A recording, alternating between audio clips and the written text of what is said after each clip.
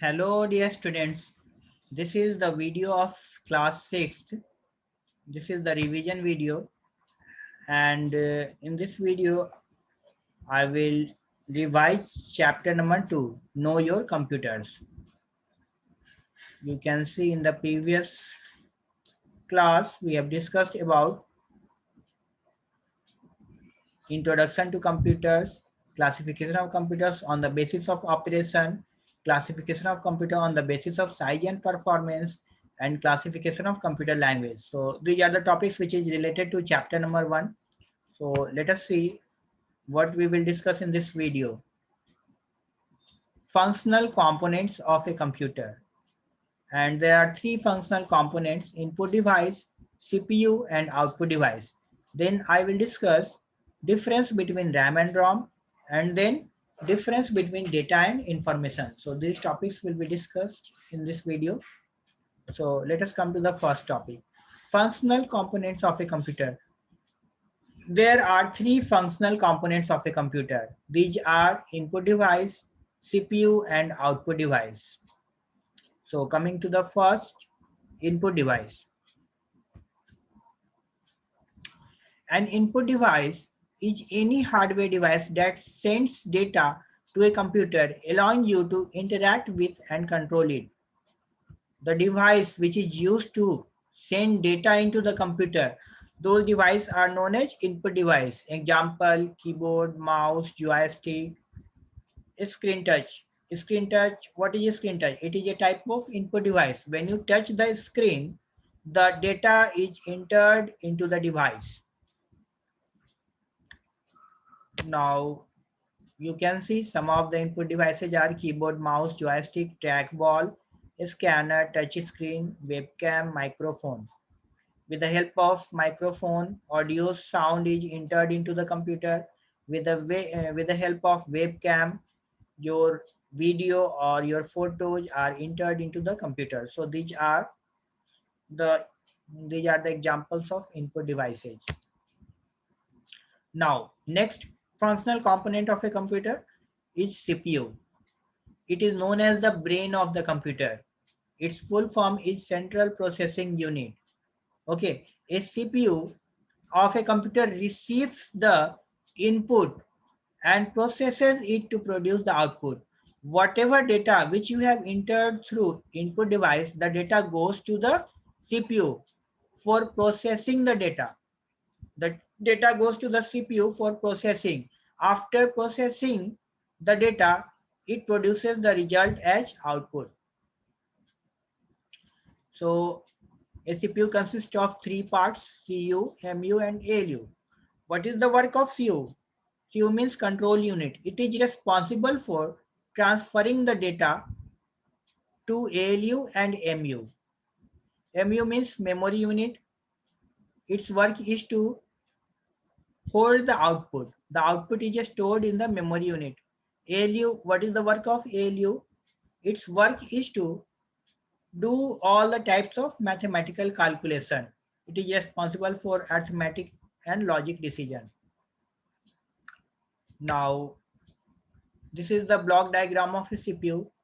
We enter the data with the help of input device. The data goes to the CPU. CPU is also known as processor of the computer. Okay, and it has three parts: control unit, arithmetic and logic unit, and memory unit. With the help of control unit, the data goes to the ALU where all the processing task takes place. Mathematical calculation or arithmetic calculation takes place inside the ALU.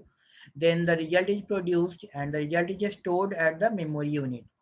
And again, with the help of control unit, the result is displayed. The result is transferred to the output unit and it is displayed on the monitor and printer.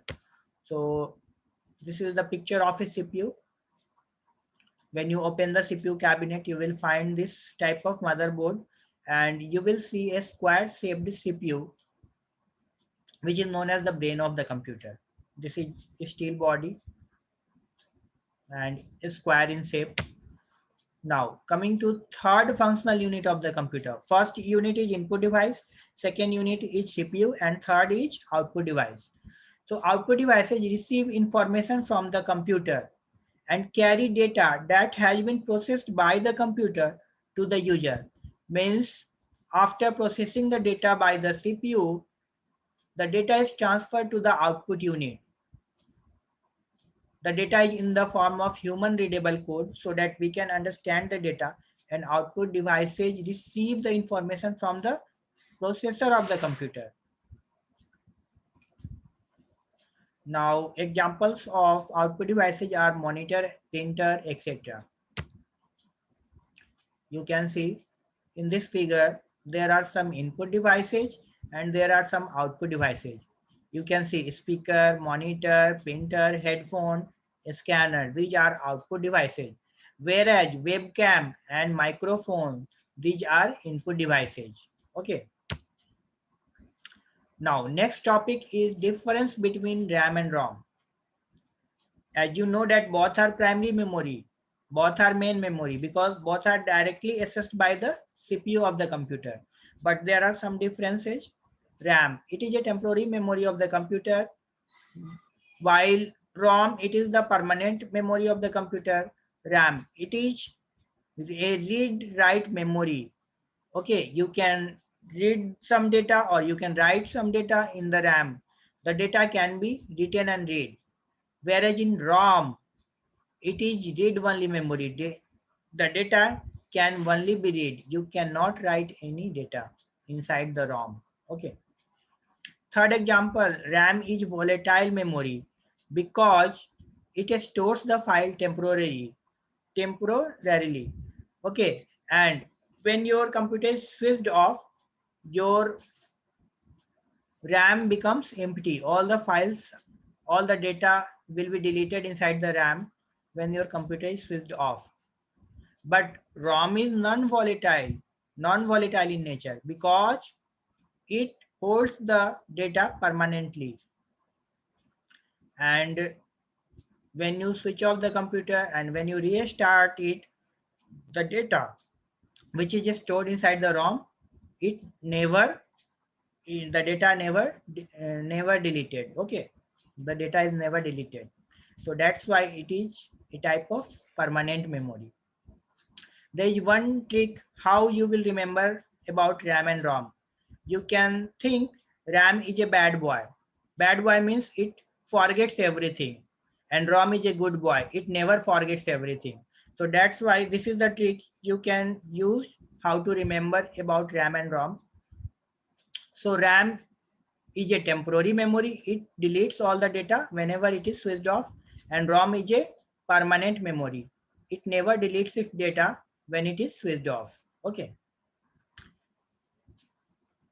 In your mobile phone, in your computer, RAM and ROM both are used in your mobile phone, tablet, computers, etc. You can see the picture of a RAM, and this is ROM. This is known as ROM IC. It has memory which is used to store some programs. Okay, and this ROM IC is also used in microwave.